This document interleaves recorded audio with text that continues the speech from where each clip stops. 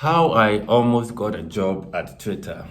Yeah, so a couple of months ago, I think when the news that Twitter was setting up its headquarters for Africa in Ghana, we didn't really know clearly what was going to be like, and there were speculations. But immediately, the excitement was that it's happening in Ghana, and I saw a little bit of a battle on social media between Ghana and Nigeria, as usual, regarding why Ghana was the preferred location for this setup.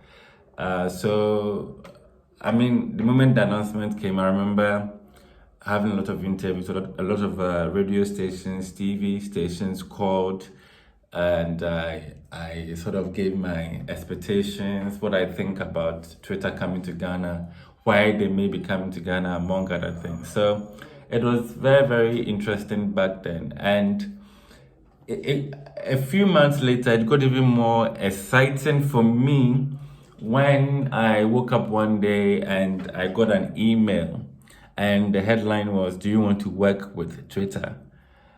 Initially, I thought it was a joke.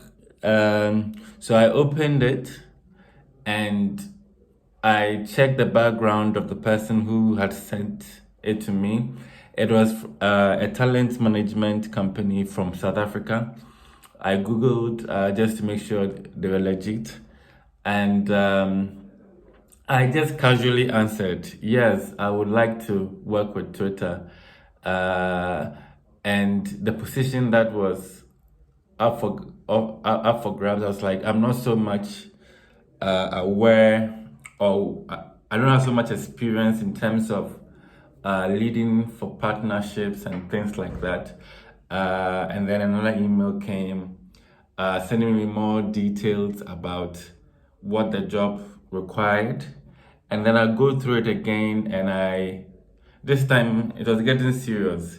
Because the lady who had sent me the email said I should go through it, and if I was okay, then he put me in charge with somebody from Twitter in Ireland.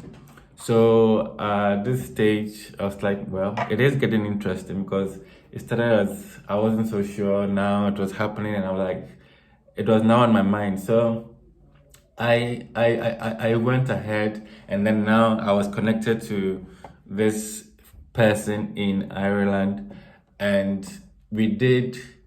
He arranged for me to have an initial interview. So we did that, and that was on. It was virtual, and then after that stage, I was asked to speak to another person, because it was a process. You speak to the first person, and then they'll recommend you to the hiring team, and then the person in terms of in charge of hiring will also go through it and have his own interview. And so I did that with the next person, and it went well. So and they were all very amazing, pleasant people. So I sort of had gone through the first one. It was like, well, you hear from us. So I didn't give it too much mind. And then I get another email sometime later asking for availability on certain dates. And then I pick one. And this was for like the main interview, where it was like almost a full day of interview uh with four people, I think, back to back.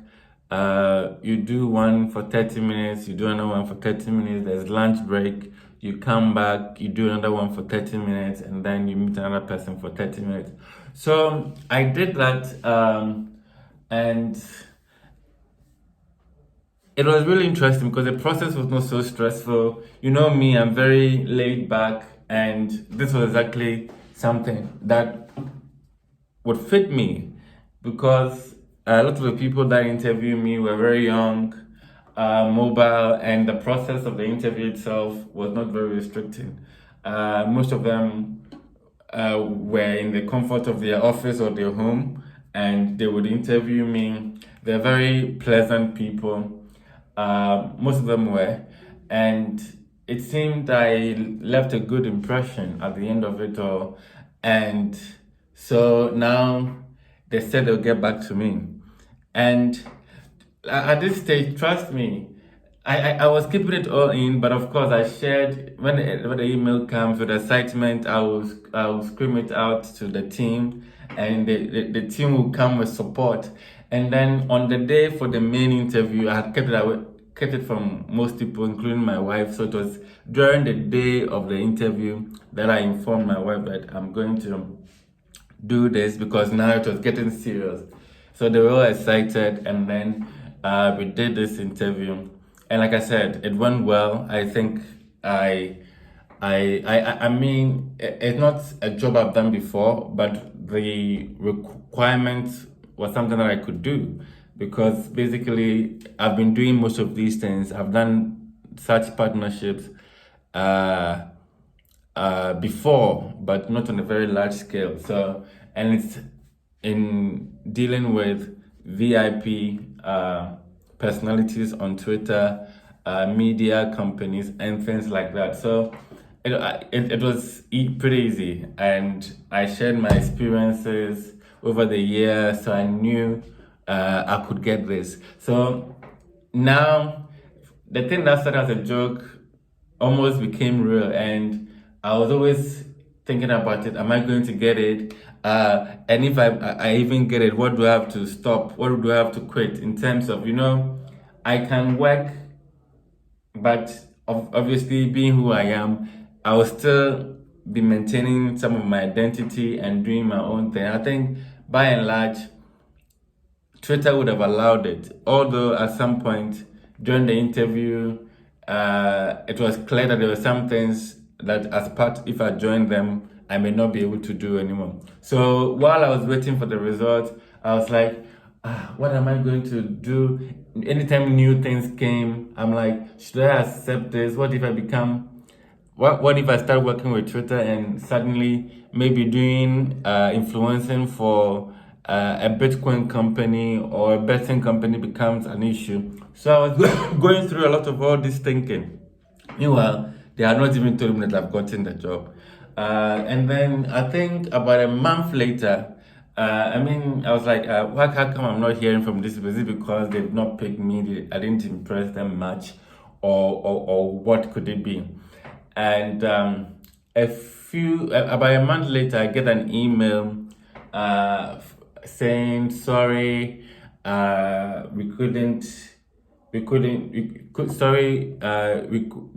panel didn't settle up on you. They felt someone else was stronger than you, and so they went for that person. And if ever there's another opportunity for us to work together, we'll reach out to you. And I was quite heartbroken, because in all honesty, me and the team, we had prepared what would have been the sample tweet for when I was hired, how we were going to announce it on Twitter, the story we were going to share. And so we had sort of in our minds drafted what we were going to communicate, and we were waiting for that to happen. So when the news didn't happen, we were like, oh, it was a bit of a letdown, and it pained me for a moment. And then I was like, okay, now I was waiting to see, so who got the job? Is it somebody here? Is it somebody who has schooled abroad? Because you realize that most of the time, and the reason why I felt I was going to be a good story, a good representation for this, was the fact that here is somebody, I went to school in Ghana, I've lived in Ghana most of my life, I have created my own sort of business in Ghana, and such an opportunity has come, and it has come to me. It hasn't gone to somebody who has lived in the UK or the US, and so they feel can make that transition better than a homegrown person. So for me, I wanted the story to be told of a Ghanaian now being found by Twitter to lead this sort of partnership for them. So I was like, whoever that gets it, let me see who the person is. But immediately my mind started looking at people who went to school in the US or UK and came back, as the most likely people. And of course, I was also looking for the story to be like, oh, I mean, I've used Twitter for all these years, and it's one of my, it's the platform that I have the most following on. And for it to come to Ghana and now be able to join the team would have been a perfect story for me. So, a few weeks later, and then one of my friends, Bernard, now tweets that, oh, he's now joined Twitter and he's doing this. I was like, oh goodness, it's good it's you. It's good it's somebody I know, and pretty much the same story. Bernard, I believe, also went to KNUST like myself. He's been very much grounded. He's worked on a lot of amazing projects. I believe he started with Echo House magazine, where they were doing events in campuses, and a lot of other things. And he's really, really grown. He joined Vodafone at a point, and so he's also led his own sort of journey in that space. He went to the UK, I believe, to go and study something on digital and things like that. So he's really also well prepared for that. And he has a company that does a lot of social media stuff, marketing stuff, branding stuff. And so I'm like, this is the right person for it. So yes, I didn't get the job, but somebody I know got it. And I mean, already he's been getting a lot of people verified. And when you go on Twitter, a lot of people are praising him and thanking him for making it happen, and all of that. So that's how I almost became, I almost joined Twitter to work with them. So there you have it. Share, like, subscribe to the channel. I keep sharing all my personal ups and downs with you, to inspire you, to motivate you, and let's keep it going.